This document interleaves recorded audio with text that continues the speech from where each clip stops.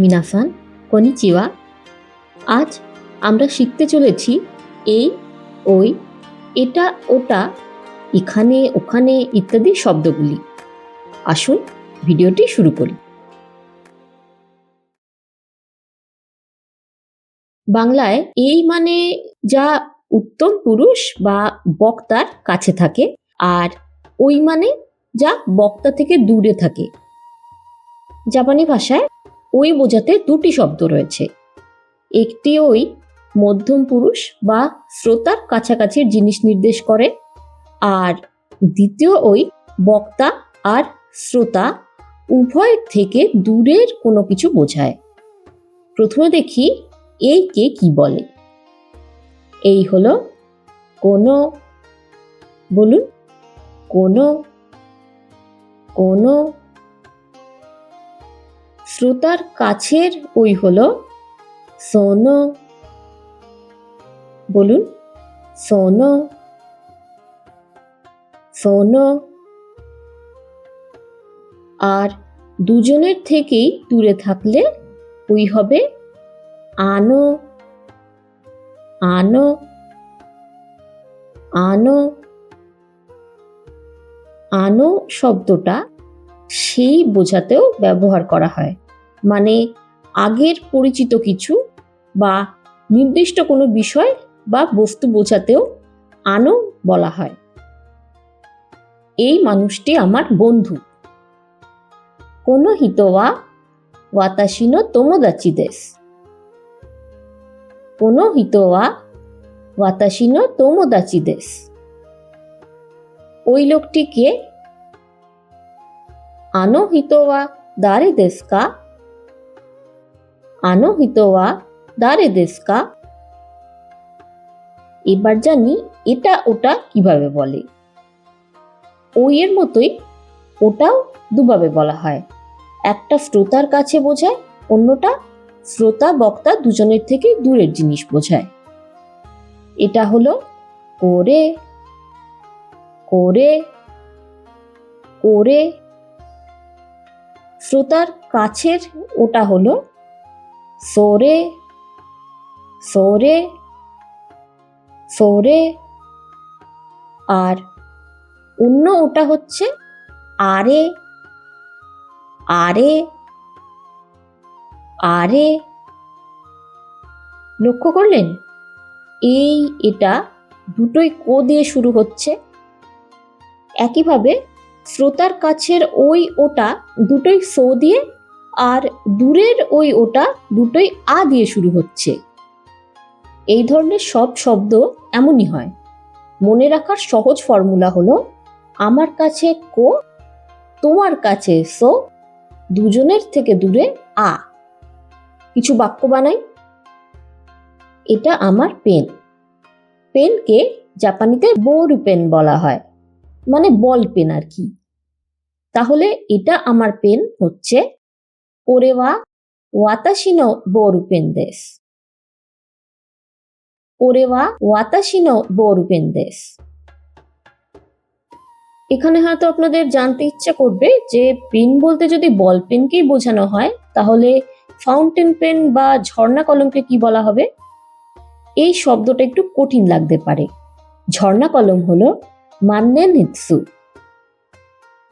মান্নেন হিৎসু,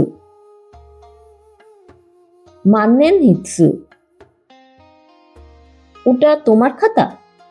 খাতা হচ্ছে নোতো, মানে নোটবুকের সংক্ষিপ্ত রূপ নোতো। তাহলে ওটা তোমার খাতা হবে সোরে ওয়া আনাতা নো নোতো দেসু কা? সোরে ওয়া আনাতা নো নোতো দেসু কা? ওটা একটা পেন্সিল। এখানে বলে রাখি জাপানি ভাষায় আর্টিকেল জাতীয় কিছু থাকে না, তাই এই বাক্যটিকে জাপানিতে ওটা পেন্সিল হিসাবে লিখতে হবে। কিন্তু পেন্সিল মানে কি হবে?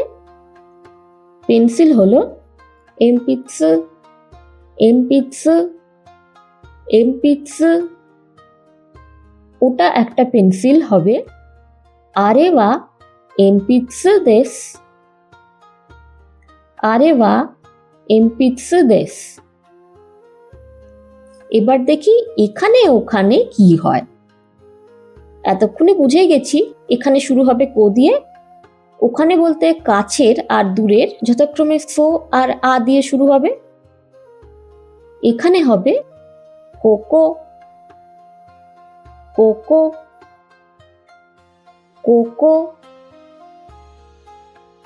শ্রোতার কাছের জায়গা হলে হবে সোকো, সোকো, সোকো।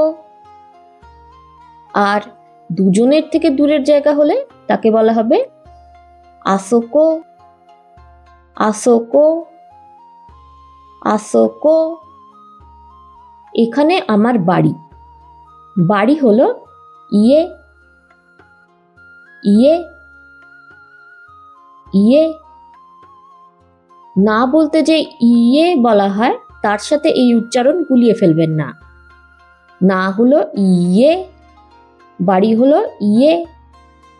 এখানে আমার বাড়ি হবে কোকো ওয়া ওয়াতাশি নো ইয়ে দেস, কোকো ওয়া ওয়াতাশি নো ইয়ে দেস। তোমার বই ওখানে, বই হলো হন। নিহন মনে আছে তো, জাপান, সেই হন মনে রাখবেন। বই হচ্ছে হন, হন। তোমার বই ওখানে। আনাতা নো হন ওয়া আসোকো দেস, আনাতা নো হন ওয়া আসোকো দেস। তাহলে এই ভিডিওতে কি কি শিখলাম? এই হলো কোনো, এটা হলো করে, এখানে হচ্ছে কোকো। ওই হলো সোনো, ওটা হচ্ছে সোরে, ওখানে সোকো। দুজনের থেকে দূরে যখন বোঝাবে ওই হবে আনো, ওটা হবে আরে, ওখানে হবে আসোকো। এছাড়া আর কি কি নতুন শব্দ শিখেছি আমরা?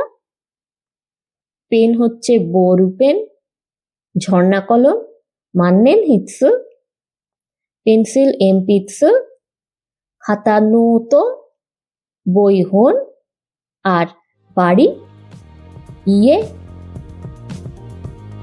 আজকের ভিডিওটা এই পর্যন্তই। শব্দগুলি মনে রাখার চেষ্টা করুন আর নিজেরা ছোট ছোট বাক্য তৈরি করে তা জাপানিতে অনুবাদ করার চেষ্টা করুন। পরের ভিডিওতে আমরা জাপানি ভাষায় 1, 2, 3, 4 ইত্যাদি সংখ্যাকে কি বলা হয় শিখব। ভিডিওটি ভালো লাগলে লাইক করুন, চ্যানেলে নতুন হলে সাবস্ক্রাইব করতে ভুলবেন না। দোমো আরিগাতো গোজাইমাশিতা।